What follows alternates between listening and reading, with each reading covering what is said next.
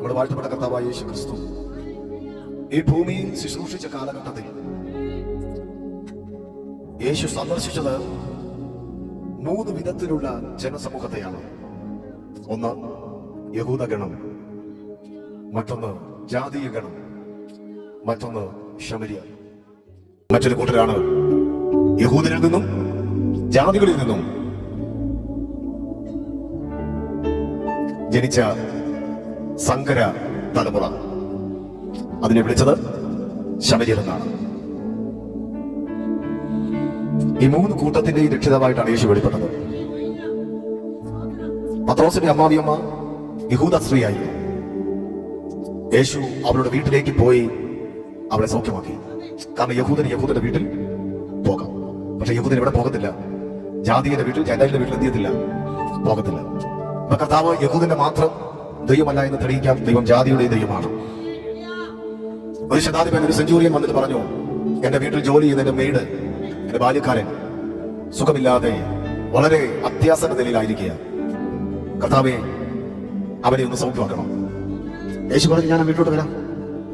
അപ്പൊ ആ മനുഷ്യൻ പറഞ്ഞു, അങ്ങ് എന്റെ പുരയ്ക്കകത്ത് വരാൻ ഞാൻ യോഗ്യനല്ല. കാരണം ഞാൻ ആരാ? ഞാൻ ജാതിയനാ. അങ്ങാരാ? യഹൂദനാ.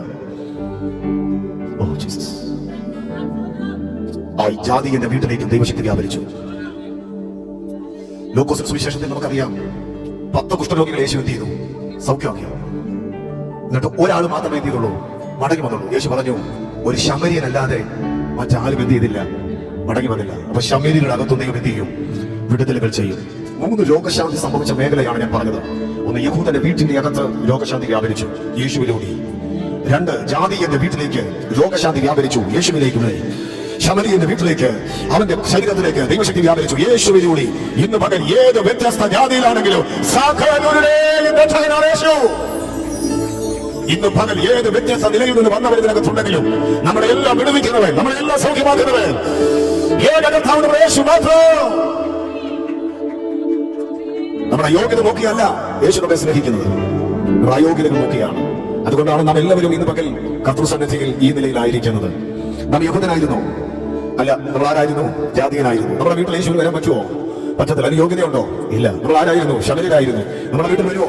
ഭക്ഷണം കഴിക്കുമോ? വെള്ളം കുടിക്കാൻ വരുമോ? ശമരിയ സ്ത്രീ എന്ന് പറഞ്ഞത്, നിനക്ക് കോരാൻ എന്റെ കയ്യിൽ, നിനക്ക് കോരാൻ, നീ യഹൂദനാ, നിനക്ക് കോരാൻ എന്റെ കയ്യിൽ പാത്രമില്ല. കാരണം ഞങ്ങൾ കുടിക്കുന്ന പാത്രം യഹൂദൻ കുടിക്കത്തില്ല. യേശു പറഞ്ഞു, നിന്റെ പാത്രവും എനിക്ക് വേണ്ട, നിന്റെ വെള്ളവും എനിക്ക് വേണ്ട. ഞാൻ നിനക്കൊരു വെള്ളം തരാൻ പോകുക. അത് നിത്യജീവന്റെ ഉറവയിൽ നിന്ന് പൊട്ടി പുറപ്പെടുന്ന ജലമാണ്. അതാണ് നമ്മുടെ ഭാഗ്യം.